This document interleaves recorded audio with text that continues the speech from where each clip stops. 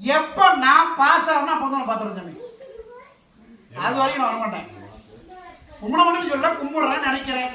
ஆனால் பாஸ் ஆனதான் உனக்கு பார்ப்பேன். என்னத்துக்கு பாஸ் ஆகணும்? பாஸ் ஆகி ஜட்ஜ் ஆகணும். அந்த பாஸ் ஆகல எனக்கு பின்னாடி தான் பாஸ் ஆகிட்டாங்க மம்மி.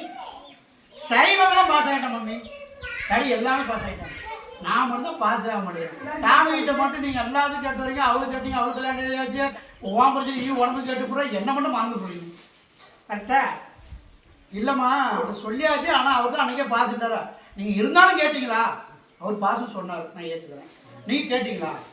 போன மாதம் போறீங்க ரைட்டு எது கேட்டீங்களா? இப்போ அதை மட்டும் தான் மறந்துனேன். அதெல்லாம் கேட்டீங்களா?